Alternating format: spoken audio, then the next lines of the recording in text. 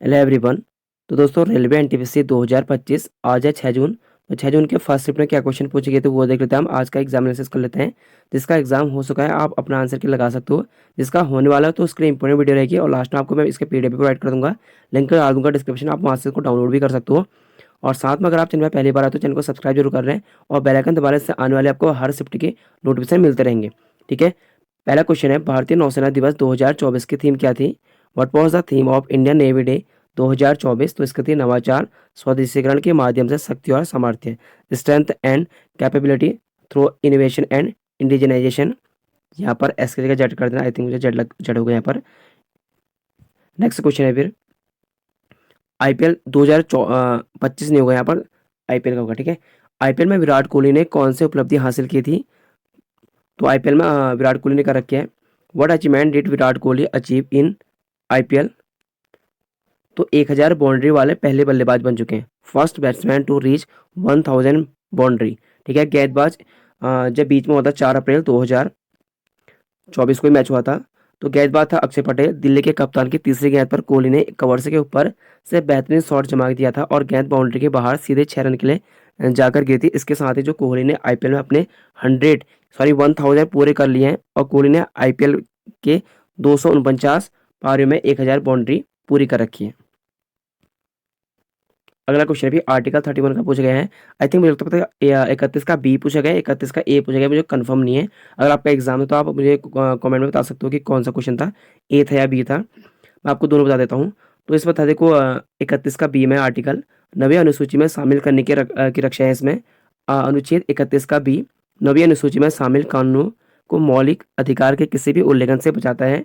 और 31 का ए कहता है संपदा आदि के अधिकरण के लिए, यानी यह अनुच्छेद राज्य द्वारा किसी संपत्ति या किसी भी अधिकार को लेने या संशोधित करने के लिए बना गया कानून को कानूनी चुनौती से बचाता है। अगला है 2024 में Balbir Singh senior player of the year पुरस्कार किसने जीता है? वो won the 2024 Balbir Singh senior player of the year award ये जीत रखा है हरमनप्रीत सिंह ने। अगला भी 2023-24 में भारत में गरीबी सूचकांक के अनुसार गरीबी दर लगभग कितनी प्रतिशत रही थी? तो ये थी 2023-24 में 4.8%। और कल के सेट में क्वेश्चन बना हुआ है, इसी टाइप का क्वेश्चन बना हुआ कुछ। According to the poverty index in India in 2023-24 rural poverty was, ठीक है, ग्रामीण में है 4.86% एंड अर्बन में है, शहरी है 4.09। This so that the poverty rate is below 5% state in, ये एसबीआई की रिपोर्ट के अनुसार है। ठीक है। 5% से नीचे है और ये आगे के समय बन सकता है कि ग्रामीण में कितनी है और शहर में कितनी है। नेक्स्ट है फिर, when was the special rights and privy purses enjoyed by the Indian prince state abolish, भारतीय रियासतों के विशेष अधिकार और प्रीपर्सी को कब समाप्त किया गया था? तो 1971 में इसे समाप्त कर दिया गया था और ये संविधान संशोधन था 26वां। ठीक है। 26वें कॉन्स्टिट्यूशनल अमेंडमेंट एक्ट 1971 के तहत इसे समाप्त कर दिया गया। प्रीपर्स जो रियासतें होते हैं उनके जो स्पेशल अधिकार को खत्म कर दिया गया था। और इंपॉर्टेंट है, अभी तक जो है संशोधन सभी एग्जाम में आपके सभी शिफ्ट में क्वेश्चन पूछे गए हैं। तो अभी तक आपकी जो 106 की 6 संविधान में संशोधन हो चुके हैं। नारी शक्ति अधिनियम ये आपका कल के शिफ्ट में बना था, जो 106 के 6 पढ़ लेना। मैंने आपको एक वीडियो करा रखी पूरे 1 से लेकर 106 तक के अभी तक आपके हो चुके हैं, तो उनको सभी पढ़ लेना आप। ठीक है। अगला फिर, what is the target of India total renewable energy capacity by 2030 तक? तो भारत की कुल नवीकरण ऊर्जा क्षमता का लक्ष्य क्या है? तो ये 2030 तक तो है ही लक्ष्य। इसके साथ साथ ऊर्जा में 50% नवीकरणीय ऊर्जा से पूरा करना है। भारत की योजना 2030 तक अतिरिक्त 2.53 बिलियन टन कार्बन सिंक बनाने की है। अगला पे, स्मार्ट कनिष्क ने किस धर्म को अपनाया था? ठीक है, सम्राट कनिष्क ने, तो ये बौद्ध रिलीजन को अडॉप्ट बाय एम्पायर कनिष्क। पत्रकारिता में उत्कृष्टता के लिए 19वें रामनाथ कोविंद का पुरस्कार 2025 में किसे सम्मानित किया गया था? तो ये थे द हिंदू के 2 पत्रकार थे, एक थी मैत्री पोर्चा और एक है सत्य सुंदर बारिक। द हिंदू के मैत्री पोर्ची और सत्य सुंदर बारिक को क्रमशः बालासोर रेल त्रासदी और उड़ीसा में सीमावर्ती गांव में मानव तस्करी पर अपने उनके काम के लिए सम्मानित किया गया था। 19वें रामनाथ रामनाथ गोविंद का पत्रकार उत्कृष्ट पुरस्कार 2025 में द हिंदू के 2 पत्रकार को राष्ट्रपति द्रौपदी मुर्मू द्वारा मनोनीत सम्मानित किए गए हैं। नेक्स्ट क्वेश्चन है फिर, निम्नलिखित में से कौन भारतीय राष्ट्रीय कांग्रेस के एक उदारवादी नेता नहीं है? ठीक है, उदारवादी नहीं पूछा गया यहाँ पर। तो आपके ऑप्शन में इसमें एक अरविंदो घोष भी थे, ये आपका करेक्ट आंसर था। बाकी आपके 3 ऑप्शन और भी थे, लेकिन जो यहाँ पर अरविंदो घोष जो हैं, ये भारतीय उग्रवाद के जनक के रूप में भी जाना जाता है और वह एक उदारवादी नेता नहीं थे। यहाँ पर हमें उदारवादी पूछ रहा है, nationalist. Which one is correct about P block element, ये पी ब्लॉक से पूछा गया क्वेश्चन था। आप एग्जैक्ट यही था मुझे पता नहीं है, आप देख लेना अगर आपके शिफ्ट में था तो। आपको मैं हल्का फुल्का बता देता हूँ इसमें। देखो पी ब्लॉक के तत्व जो होते हैं, एलिमेंट होते हैं, आवर्ती सारणी के समूह 13 से 18 तक के तत्व होते हैं, जिनमें अंतिम इलेक्ट्रॉन पी ऑर्बिट में प्रवेश करता है। पी ब्लॉक में विभिन्न प्रकार के तत्व शामिल होते हैं, जैसे मेटल, नॉन मेटल और उपधातु, जिनके गुण ब्लॉक व्यापक रूप से भिन्न होते हैं। जैसे पी ब्लॉक में देख लो आप, ये सबसे दाहिनी ओर होते हैं, left side, sorry right side, जो समूह में 13 से शुरू होकर 18 तक खत्म होते हैं। और भी पी ब्लॉक में जो आपके एलिमेंट होते हैं, ये पी ब्लॉक में boron, carbon, nitrogen, oxygen, chlorine और निष्क्रिय गैस होते हैं। नेक्स्ट क्वेश्चन पूछा गया था अभी, अगर कोई भारतीय की नागरिकता समाप्त कर देता है तो क्या होता है? अगर सपोज अगर आपने भारत की नागरिकता समाप्त कर दिया तो क्या होगा? तो देखो, आपकी जो वोट देने का अधिकार आपका खत्म हो जाएगा, चुनाव लड़ने का अधिकार खत्म हो जाएगा, और भी काफ़ी हो सकते हैं, लेकिन 2 इनफ हैं। अभी आपके एग्जाम आए थे, वोट देने का अधिकार पूछा गया था, तो यही आपके हो जाएंगे खत्म। नेक्स्ट क्वेश्चन भी, 78वां कौन सा फिल्म महोत्सव किस देश में आयोजित हुआ है? तो फ्रांस से। इंपॉर्टेंट करंट अफेयर कम से कम 5 से 6 क्वेश्चन पूछे जा रहे हैं, और स्कीम से, योजना, उनको भी जरूर पढ़ लेना। और ये संशोधन, पॉलिटिकल संशोधन और आर्टिकल, संविधान देखो फिर पूछ लिया गया है। 105वां संविधान संशोधन 105 किससे संबंधित है?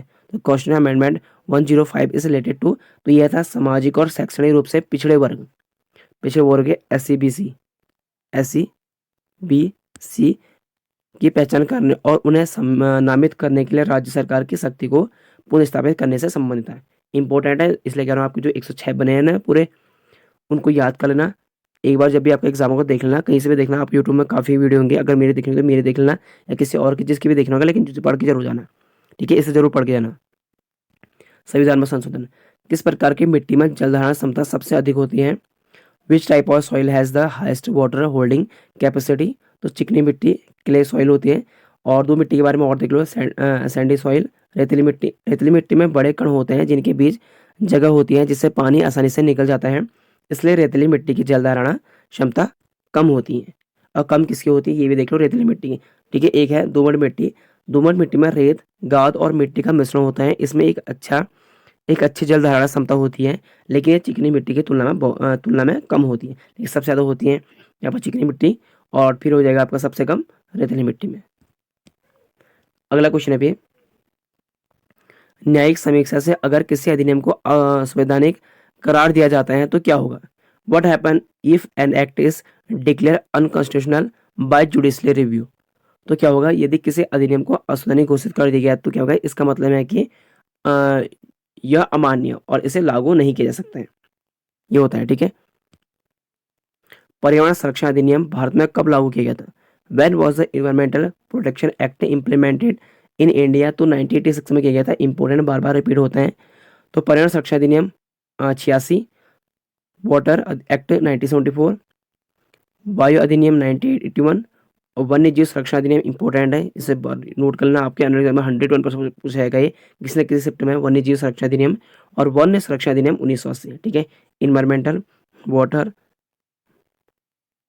वाइल्ड लाइफ और फॉरेस्ट कंजर्वेशन।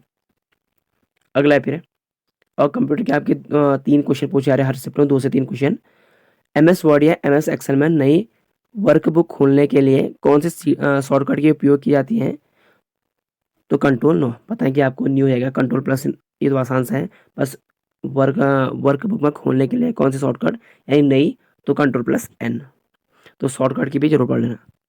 अगला फिर, भारत और भूटान की सीमा के बीच कौन सी भौगोलिक विशेषता प्रमुख रूप से स्थित है? तो ये हिमालय पर्वत रहेगा।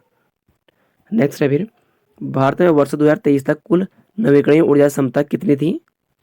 तो 100 GW।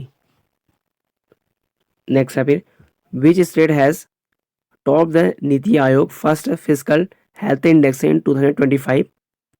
तो ये थी उड़ीसा, फर्स्ट नंबर पर थी इसमें, ठीक है, फिजिकल हेल्थ में, यानी राजकोषीय स्वास्थ्य सूचकांक। डेजर्ट साइक्लोन सैन्य अभ्यास किन 2 देशों के मध्य होता है? तो इंडिया और UAE के बीच में होता है। नेक्स्ट क्वेश्चन पूछा गया था फिर, मानसून में बदलाव का सबसे मुख्य कारण क्या है? What is the main reason for change in monsoon? दो क्लाइमेट चेंज, वैसे इसका ग्रीन हाउस गैसों के उत्सर्जन के कारण, इसे ग्रीन हाउस गैसों के उत्सर्जन के कारण पृथ्वी का तापमान क्या होता है? इंक्रीज होता है, जिससे जो क्लाइमेट चेंज बढ़ते होता है। अगला फिर, 1299 से 1301 के दौरान मंगोलों के आक्रमण के समय दिल्ली का सुल्तान कौन था? तो उस वक्त था ड्यूरिंग 1299 से 1301 के बीच में तो अलाउद्दीन खिलजी। 1296 से 1316 तक दिल्ली की सल्तनत पर शासन किया था इसने, और ये पहली बार दिल्ली पर आक्रमण किया इसने। मंगोलों ने पहली बार यहीं पर आक्रमण किया था।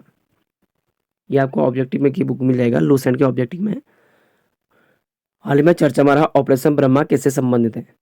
तो operation Brahma which was in news recently is related to, तो ये भारतीय सेना द्वारा म्यांमार में चलाया गया राहत अभियान था। जब भूकंप आया था ना, तब चलाया गया था।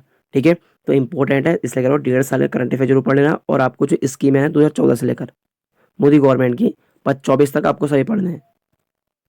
बाकी आपको करंट अफेयर जो नए अपॉइंटमेंट हो रखी वो तो पढ़ना ही पढ़ना, बाकी तो क्या देखना ही देखना है। लेकिन जो अभी तक कि आपको जो ट्रेंड चल रहा, जो कल और आज के शिफ्ट में पूछा गया, मैं उसके बारे में बता रहा हूँ आपको कि उनको जरूर पढ़ लेना।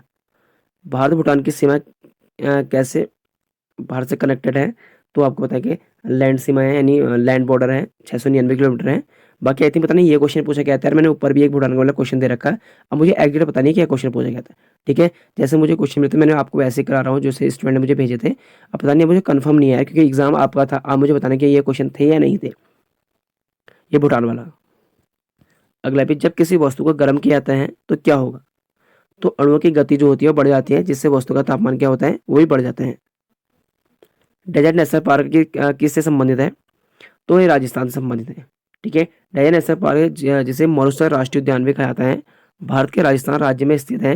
यह मुख्य रूप से थार रेगिस्तान में जैसलमेर और बाड़मेर जिले में फैला हुआ है। अगला है, सड़क परिवहन मंत्रालय के अनुसार 2025 तक भारत में कितने नए एक्सप्रेस और हाईवे पूरे होने की संभावना है? तो ये शायद यहाँ पर ऊपर आ गया। तो अकॉर्डिंग टू मिनिस्टर, तो रोड जो ट्रांसफर है उसकी जो अभी है 11 है। ठीक है, 11 नए एक्सप्रेस और हाईवे होंगे। There will be 11 new express way and highway होंगे। अगला है फिर, तो ये थे आपके फर्स्ट शिफ्ट के। ठीक है, तो ये थे आपके आज के फर्स्ट शिफ्ट के। आई होप आपको अच्छे लगेंगे। अगर वीडियो अच्छी लगे तो वीडियो को लाइक और चैनल को सब्सक्राइब कर लें। आज थोड़ा गले में दर्द हो रही